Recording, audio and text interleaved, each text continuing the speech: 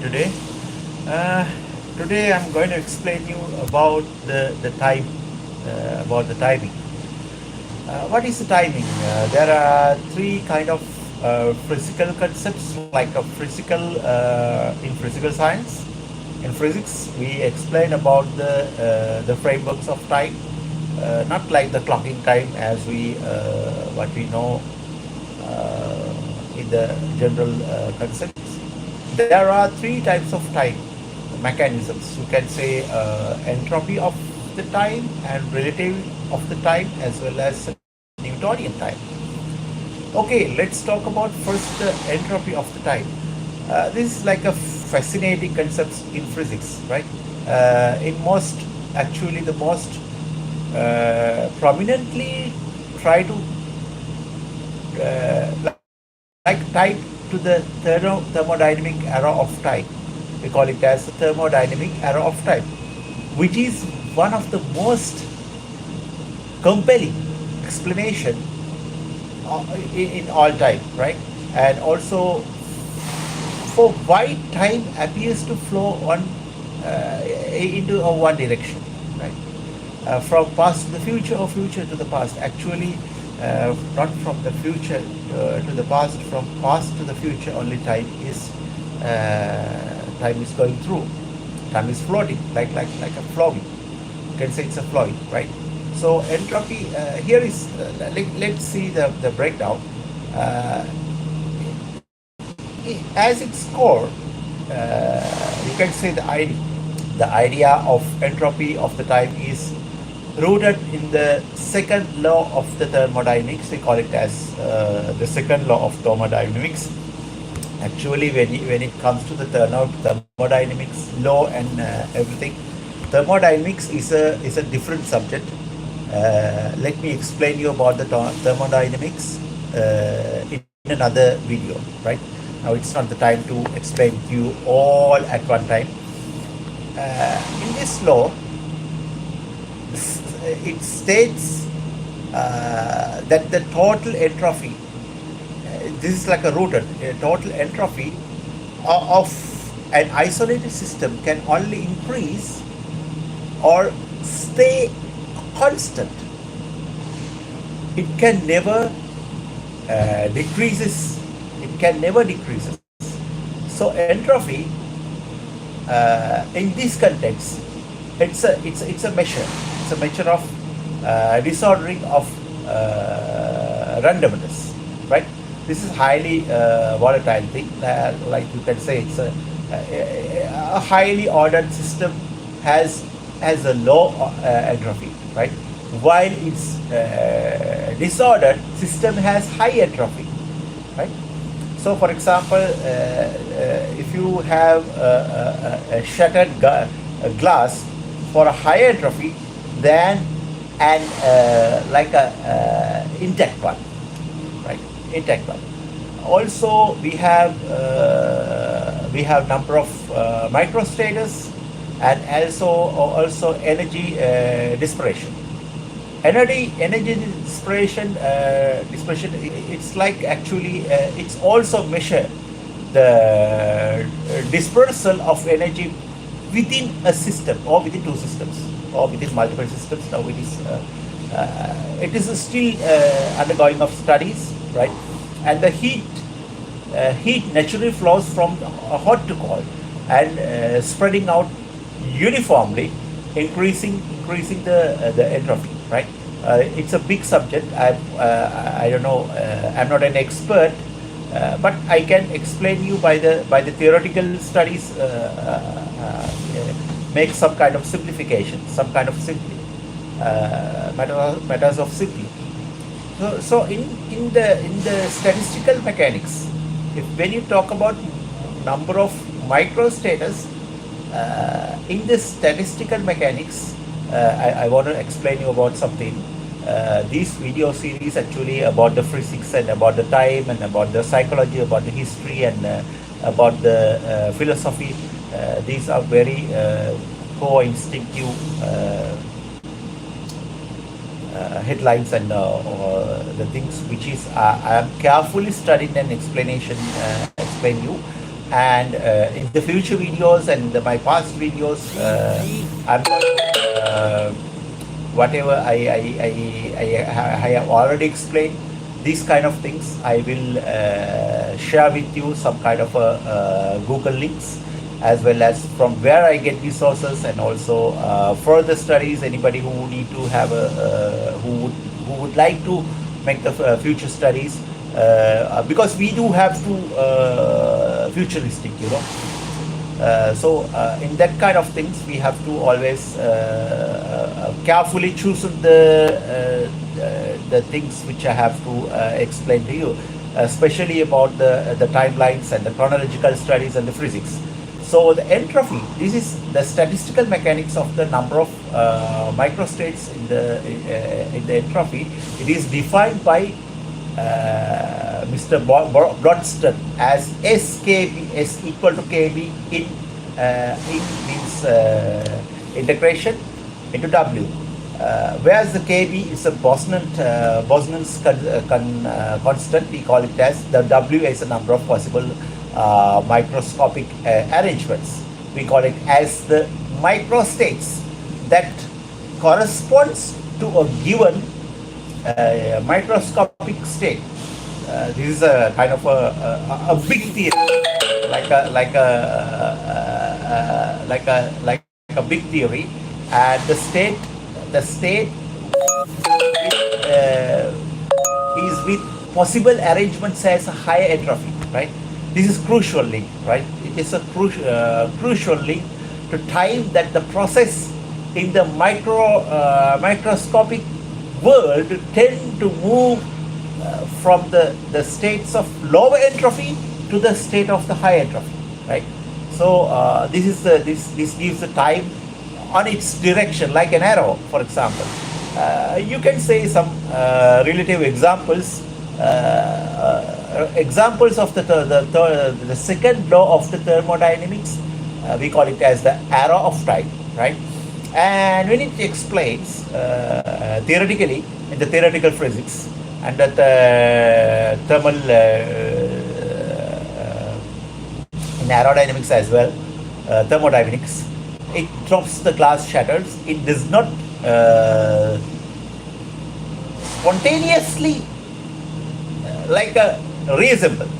Like, for example, the second example, if you see a berg of ice, the ice melt in a warm room, it does not spontaneously freeze and make the room hotter, right? Obviously. And the third example, it shows a smoke from the fire disperse, and it does not spontaneously collect it back into a coherent puff. It won't happen, right?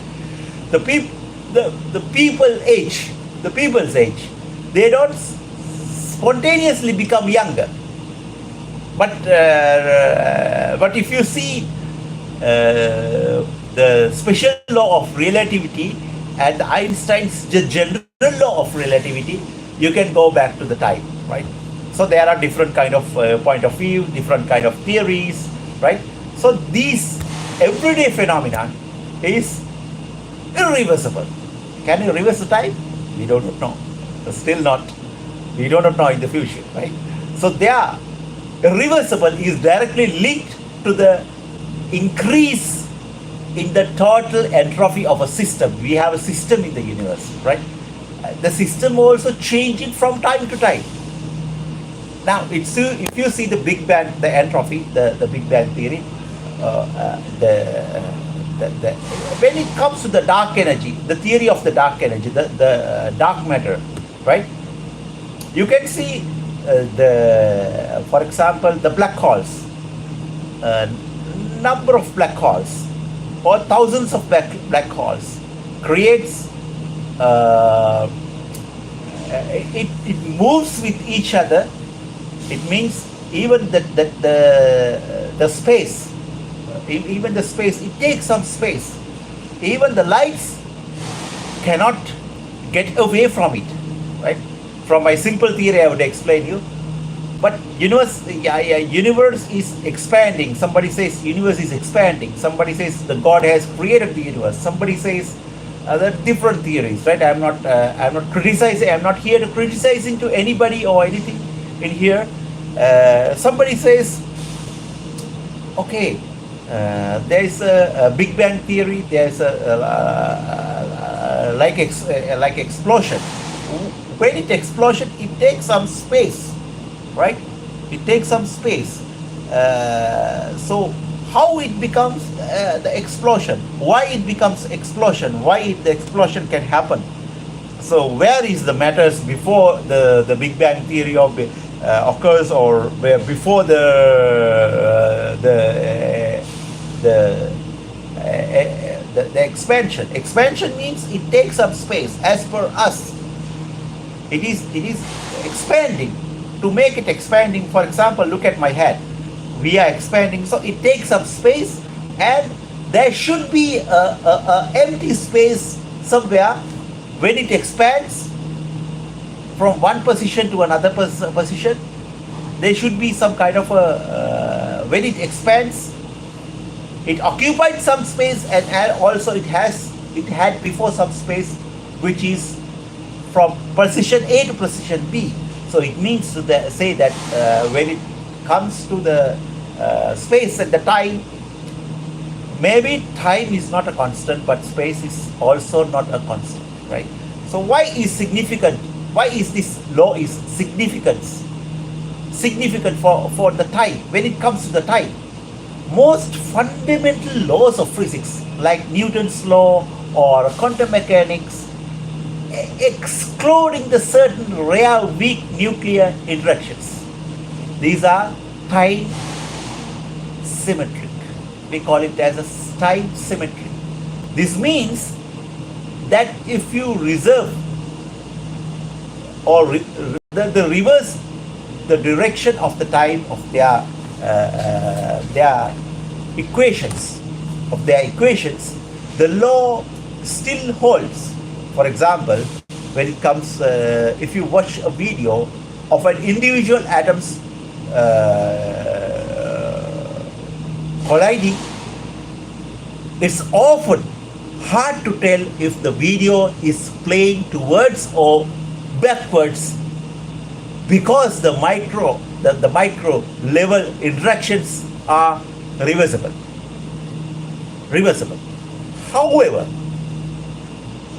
at the microscopic level, the time clearly has a direction.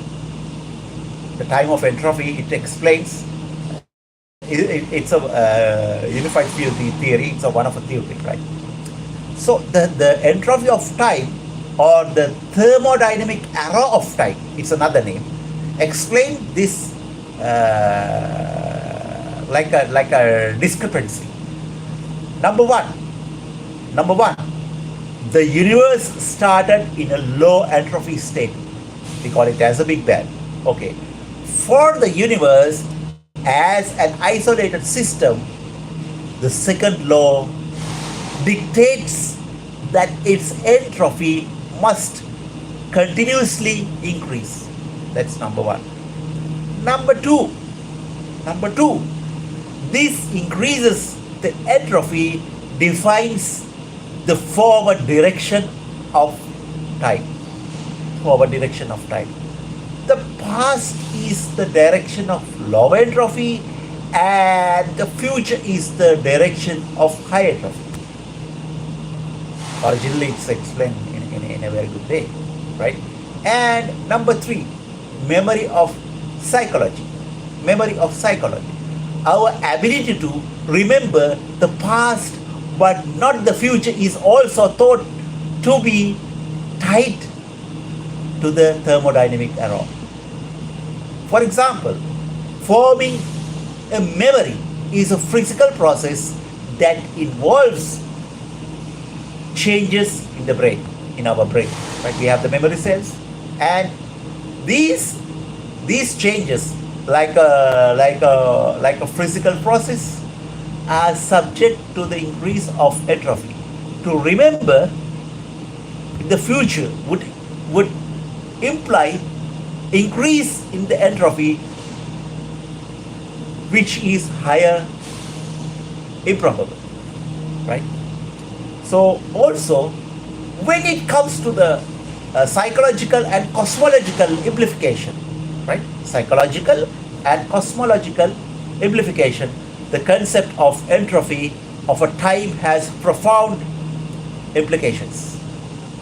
There are some kind of theories, right? Let me break down cosmological error, heat death of a universe, right, and debate and nonsense, right? So when it comes to the concepts of entropy, time has profound implications. It provides, when it comes to the cosmological error, it provides a cosmological error of a time, suggesting that the explanation and evolution of the universe are fundamentally linked to the increase in its overall disorder. That's number one. Number two, heat death of the universe. It's a long-term consequences of the increasing entropy in a closed universe. Is a concept like the heat death, right? Where the universe reaches the state of maximum entropy, thermodynamic equilibrium, right? There is no available energy to do the work, and thus no further process of the changing of the world would occur. So it's kind of a fascinating thing, right? So at last, debate and nonsense. This is a debate, right? While widely accepted, this is widely accepted thing, and there are still ongoing discussions among the physicists about the initial low entropy state of the universe and whether the thermodynamic error is truly fundamental or the emergent property of a large system. Some theories, some university professors, some scientists, some physicists, they explores the error of the time, like a cosmological error, psychological error, radiative error. But the thermodynamic error is often seen as the most fundamental one governing the microscopic, irreversible. So in this, when you see the entropy of time, it's not separated the type of entropy of the time itself, but rather the understanding of the unconditional increase of entropy provides the fundamental error of directions for time as we experience it, right? And when it comes to the relative time, let me explain you a bit about it. Actually, relative time is another concept also. It's a fundamental, it's all about 120 years old, more than 120 years old, but the science and the technology has changed a lot right now. This is a fundamental concept of Albert Einstein's theory of relativity, right? Particularly in the special relativity 1905 and the general relativity of 1950. Okay, it stands a direct contrast of Isaac Newton's concept of absolute time. Let us see some idea of the relative of time. Actually, in this sense, relative time means that the rate of which time passes, it's a coning, right? And the passes is not constrained for all the observers. Instead, it depends on like the observer's relative motion, special relativity, number one. Number two, the strength of the gravitational field. That is obviously we talk about in the general relativity, right? When it comes to the relative motions, we talk about in the special relativity, clocks moving relative relative, an observer will appear to tick slower than the clock at at the rest relative to that observer, right? This phenomena is known as a dilation, time dilation. And secondly, the strength of the gravitational field, actually the clocks in stronger gravitational field closer to the massive objects,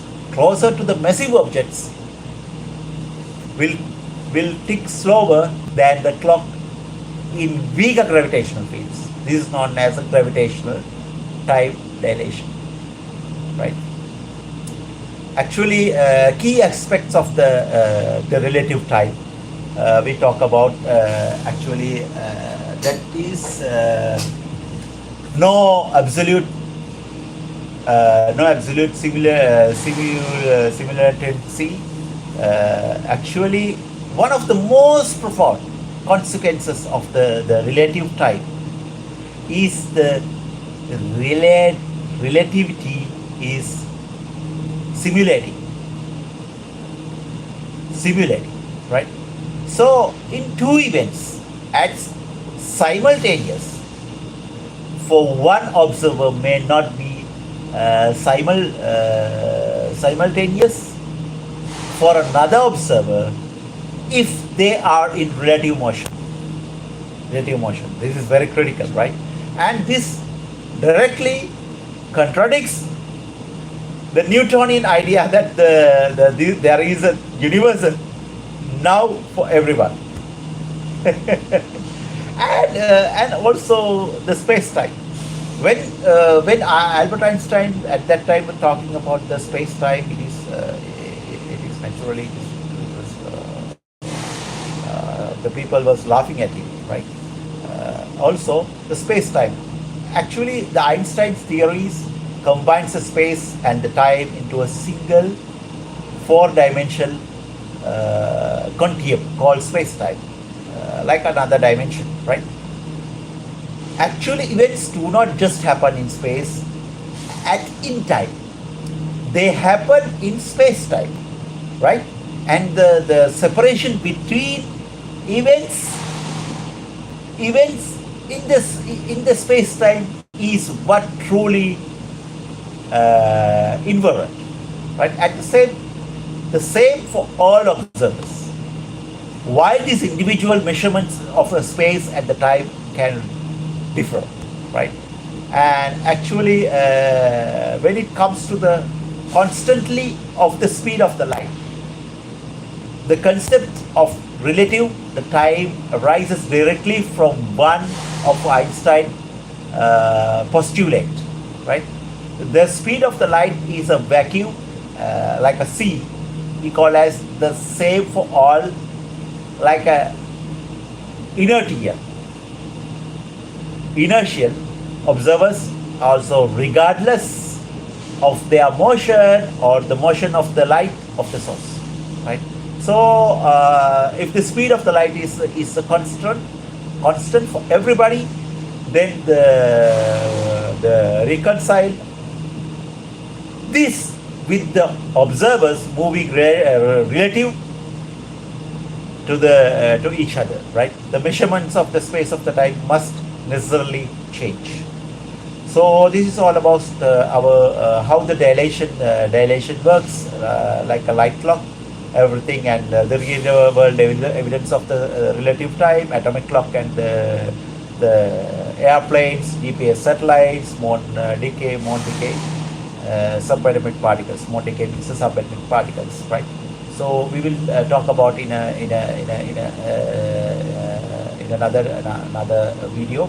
But I want to tell you, actually, when somebody asks, entropy of the time is a method of time. No, it's not the entropy of time is not a method of time. Actually, in this way, you might use a clock or a calendar to measure the time. It's not a unit, or it's not a tool or a system to quantify the duration. Actually, instead of entropy of a time, when you talk about it's a thermodynamic law of a time, right?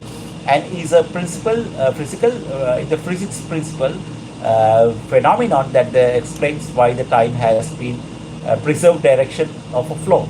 And the method of time, you can see the clocks, analog, digital, and atomic calendars, satellites, and the hourglasses, and also these are the measurements of time systems, right?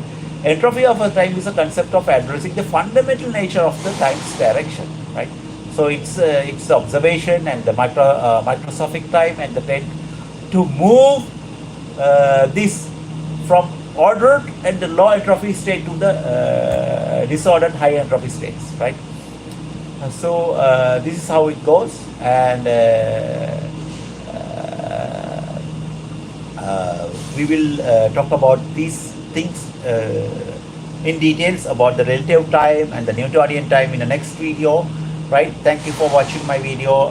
Please subscribe my channel and make like button to my videos if you like, because I need more subscribers and I need more people who watch my videos and give this message to the world. Bye bye. God bless you. Have a great day.